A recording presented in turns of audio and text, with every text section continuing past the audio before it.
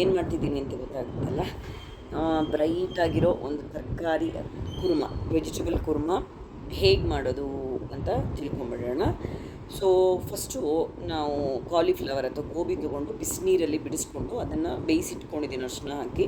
ಈ ಕಡೆ ಉಳಿದಿರೋ ತರಕಾರಿಗಳು ಕ್ಯಾರೆಟು, ಈರುಳ್ಳಿ, ಆಲೂಗೆಡ್ಡೆ ಸಿಪ್ಪೆ ತೆಗೆದಿರೋದು, ಬಟಾಣಿ, ಹಸಿ ಬಟಾಣಿ ಇದ್ದರೆ ಬೀನ್ಸು, ಮತ್ತು ಮಸಾಲೆ ಮಾಡಲಿಕ್ಕೆ ತೆಂಗಿನಕಾಯಿ, ಸೋಂಪು, ಶುಂಠಿ ಬೆಳ್ಳುಳ್ಳಿ ಪೇಸ್ಟು, ಗಸಗಸೆ, ಚಕ್ಕೆ ಲವಂಗ ಮತ್ತು ಏಲಕ್ಕಿ ಇಷ್ಟನ್ನು ತೆಗೆದಿಟ್ಕೊಳ್ಳಿ. ಮೆಣಸಿನ್ಕಾಯಿ, ಕೆಮ್ಮು ಹಾಕ್ತೀನಿ, ಹಸಿ ಮೆಣಸಿನ್ಕಾಯಿ ಬಳಸ್ತಾ ಇದ್ದೀನಿ, ಗೋಡಂಬಿನೂ ಬೇಕು ಮಸಾಲೆಗೆ.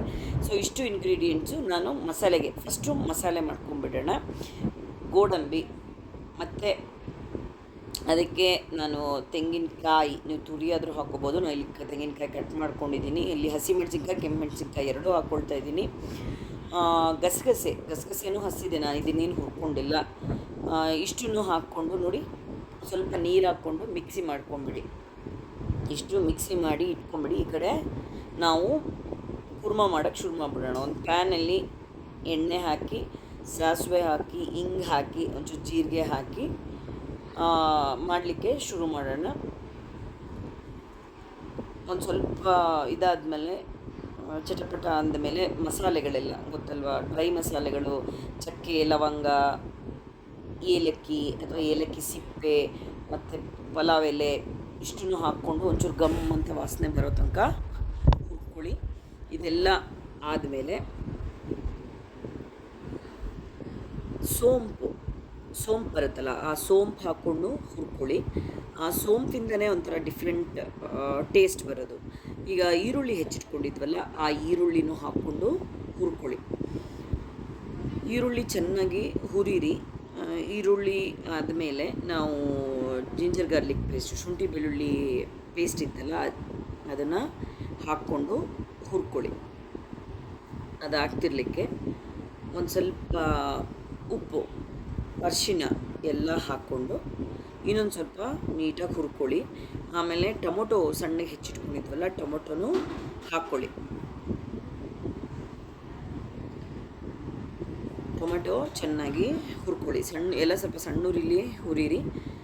ಏನು ಗೊತ್ತಾ, ಇದನ್ನು ನಾನು ಆ್ಯಕ್ಚುಲಿ ಎಲ್ಲ ಆಚೆ ಕಡೆನೇ ಆಲ್ಮೋಸ್ಟ್ ಬೇಯಿಸ್ತೀನಿ. ನಿಮಗೆ ಆ ಥರ ಇದ್ದರೆ ಫಸ್ಟ್ ಎಲ್ಲನೂ ಹಿಂಗೆ ಹಾಕ್ಬಿಟ್ಟು ಒಟ್ಟಿಗೆ ಕುಕ್ಕರಲ್ಲಿ ಬೇಯಿಸ್ಕೊಳ್ಳಿ. ನಾನು ಸ್ವಲ್ಪ ಆಚೆ ಕಡೆನೇ ಬೇಯಿಸ್ತೀನಿ. ಇದು ಆಲೂಗೆಡ್ಡೆನ ಸಿಪ್ಪೆ ತೆಗೆದುಬಿಟ್ಟು ಒಳ್ಳೆ ಡೈಸ್ ಥರ ಹೆಚ್ಕೊಂಡಿದ್ದೀನಿ. ಇದನ್ನು ಅಷ್ಟೇ, ಕ್ಯಾರೆಟು ಅಷ್ಟೇ, ಬೀನ್ಸು ಅಷ್ಟೇ. ಸೊ ಎಲ್ಲನೂ ಸ್ವಲ್ಪ ಕ್ಲೀನಾಗಿ ತೊಳ್ಕೊಂಡು, ಸ್ವಲ್ಪ ತುಂಬ ಸಣ್ಣಗೆ ಹೆಚ್ಕೊಬಾರ್ದು, ಮೀಡಿಯಮ್ ಸೈಜಲ್ಲಿ ಒಂದು ಕ್ಯಾಪ್ಸಿಕಮ್ಮು ಹಾಕ್ತಾಯಿದ್ದೀನಿ. ಇಷ್ಟೂ ಸ್ವಲ್ಪ ಎಣ್ಣೆಲಿ ಫ್ರೈ ಮಾಡ್ಕೊಳ್ಳಿ. ಎಲ್ಲ ಕಲರ್ಫುಲ್ಲಾಗಿ ವೆಜಿಟೇಬಲ್ಸ್ ಎಷ್ಟು ಚೆನ್ನಾಗಿ ಕಾಣ್ತಾ ಇದೆ ಅಲ್ಲ. ಸೊ 1-2 ಮಿನಿಟ್ಸು ಹಾಗೆ ಸಣ್ಣ ಉರಿಲಿ ಸ್ಟೀಮಲ್ಲಿ ಬೇಯಕ್ಕಿಟ್ಬಿಟ್ಟು ಆಮೇಲೆ ಎಷ್ಟು ಬೇಕೋ ಅಷ್ಟು ನೀರು ಹಾಕ್ಕೊಂಡು ಕುದಿಯೋಕ್ಕಿಡಿ. ಈಗ ನಾವು ರುಬ್ಕೊಂಡಿದ್ವಲ್ಲ ಮಸಾಲೆ, ಆ ಮಸಾಲೆನ ಹಾಕಿ ಚೆನ್ನಾಗಿ ಮಿಕ್ಸ್ ಮಾಡಿ. ಎಷ್ಟು ಬ್ರೈಟಾಗಿ ಕಾಣ್ತಾ ಇದೆಲ್ಲ. ಸೊ ಈ ಕುರ್ಮ ಆ್ಯಕ್ಚುಲಿ ನೀವು ಗೀ ರೈಸ್ ಮಾಡಿದ್ರೇನು ತುಂಬ ಚೆನ್ನಾಗಿರುತ್ತೆ. ಗೀ ರೈಸ್ ಜೊತೆಗೆ ಚಪಾತಿ, ಪೂರಿ ಮತ್ತು ದೋಸೆ ಯಾವುದಕ್ಕೆ ಬೇಕಾದರೂ ಗೀ ರೈಸ್ ಜೊತೆ ಅಂತೂ ತುಂಬ ಚೆನ್ನಾಗಿರುತ್ತೆ, ಪೂರಿ ಜೊತೆನೂ ತುಂಬ ಚೆನ್ನಾಗಿರುತ್ತೆ. ಮಾಡಿ ನೋಡಿ.